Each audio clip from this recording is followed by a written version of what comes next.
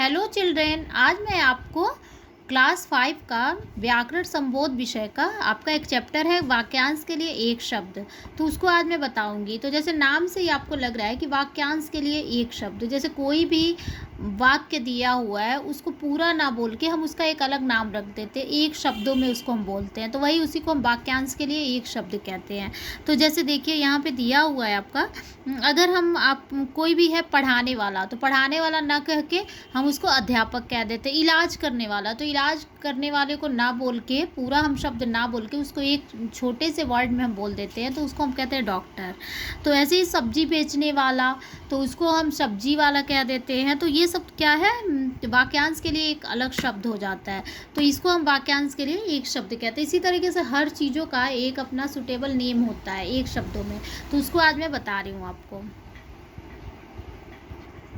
जैसे देखिए यहाँ पे आपके बुक में दिया हुआ है समय काल से संबंधित वाक्यांशों के लिए एक शब्द। समय से संबंधित जो वाक्यांश होते हैं उसका आप देखिए पहले, तो यहाँ देखिए दिया हुआ है वाक्यांश है और ये एक शब्द है। कोई भी एक वाक्यांश दिया हुआ है उसको हम एक शब्दों में क्या कहते हैं। तो प्रतिदिन होने वाला, जो प्रतिदिन होने वाला हम ना बोल के उसको क्या बोलेंगे, दैनिक बोलेंगे। प्रति सप्ताह होने वाला उसको क्या बोलते हैं हम एक शब्दों में, साप्ताहिक। प्रति मास होने वाला उसको क्या बोलते हैं एक शब्दों में, मासिक। प्रति पक्ष 15 दिन होने वाला, तो 15 दिन में जैसे जो कुछ भी होता है उसको हम प्रतिपक्ष कहते हैं, तो उसको क्या हम बोलेंगे, पाक्षिक बोलेंगे। प्रति वर्ष होने वाला मतलब हर साल होने वाला, तो उसको क्या बोलेंगे, वार्षिक। 3 माह में एक बार होने वाला उसको त्रैमासिक। 10 वर्षों का समय दशक कहलाता है, 100 वर्षों का समय शताब्दी कहलाता है। तो ये हमारे जो वाक्यांश के लिए एक शब्द थे। अब दूसरा देखिए, व्यवसायों काम से संबंधित वाक्यांश के लिए एक शब्द। व्यवसाय से संबंधित या काम से संबंधित जो शब्द आते हैं उसका एक शब्द देखिए क्या बोलते हैं उसको एक शब्द में।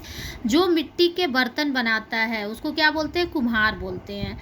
जो चिट्ठी डाक बांटता है उसको क्या बोला जाता है, डाकिया। एक शब्दों में क्या बोलते हैं, डाकिया बोले। फल बेचने वाला तो क्या बोलते हैं एक शब्दों में, फल वाला। समाचार देने वाला उसको क्या बोलते हैं, संवाददाता।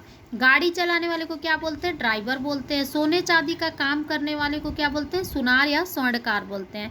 लकड़ी का काम करने वाले को बोलते हैं बढ़ई। जो कपड़े धोता है उसको एक शब्दों में बोलते हैं धोबी। अब ये देखिए तीसरा, आगे पीछे शब्दांश जोड़कर बने वाक्यांशों के लिए एक शब्द। मतलब कहीं भी जाओ आगे या पीछे कुछ जो होते हैं शब्दांश जोड़े होते हैं और उसके लिए एक शब्द क्या होता है, तो उसको देखिए। देखिए पहला, जहाँ जाना कठिन हो उसको क्या बोलते हैं, दुर्गम। जिसमें बल ना हो, निर्बल। जिसे कभी किसी का भय ना हो तो उसको क्या कहते हैं, निर्भय। जिसके आने की तिथि ना हो तो अतिथि।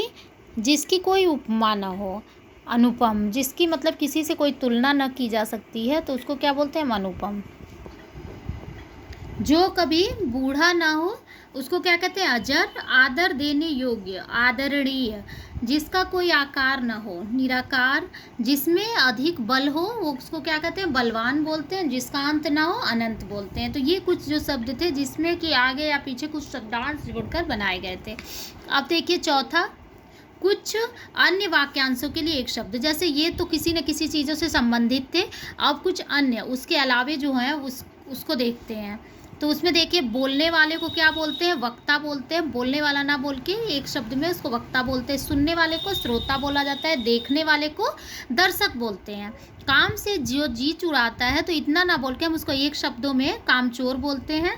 जो बड़ा भाई हो, अग्रज बोलते हैं उसको। जो छोटा भाई हो, अनुज। मीठा बोलने वाले को मृदुभाषी। जो आँखों के सामने हो, प्रत्यक्ष। जो सब कुछ जानता हो, सर्वज्ञ।